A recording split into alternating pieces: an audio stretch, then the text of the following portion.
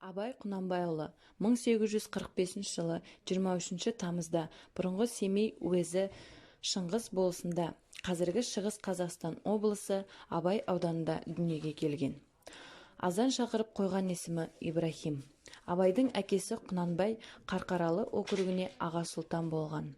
Абайдың өз әкесі Құнанбай, атасы Өскенбай, арғы атасы Ырғызбай. Әкесі Құнанбай Өскенбайұлы шешен, ел ағасы.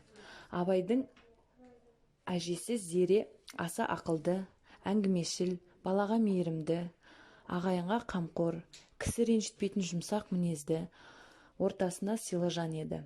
Анасы Ұлжан өте сабырлы, кең мінезді, сөзге ұста, тапқыр адам болған. Абай әуелде Ғабитхан деген татар молдасынан мұсылманша хат таниды. Абайды 10 жасында Семей қаласындағы Ахмет Ризаның медресесіне оқуға береді. Абай 1904 жылы туған жерінде қайтыс болып, сүйегі Жидебай деген жерге қойылды. Бүгінде Жидебай қонақтардың ақын өмірімен танысуда кең мағлұмат беретін әдеби мемориалды мұражай болып қызмет етуде.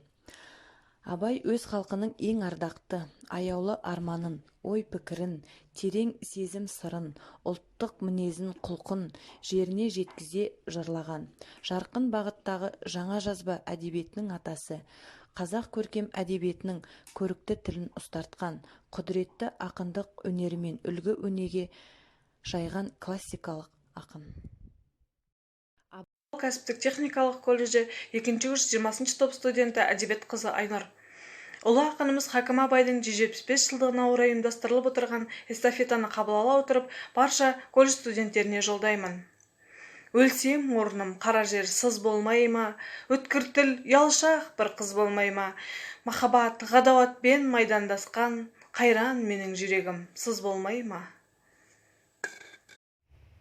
Амалсыз тағдыр бір күн кез болама, біреуге жай біреуге тез болмай ма, асау жүрек аяғын шалыс басқан, жерін тауып артқыға сөз болмай ма. Күннің түбіне терең бойла, мен бір жұмбақ адамын оны дойла. Соқтық балы соқпақсыз жерде өстім, мұңмен жалғыз алыстым, кінә қойма. Да жауап бер алмаған мен бейшара, сіздерге еркінтер байқап қара, екі күйік бір жаңа әділетпе, қана қара бір жанмын, жаны жара.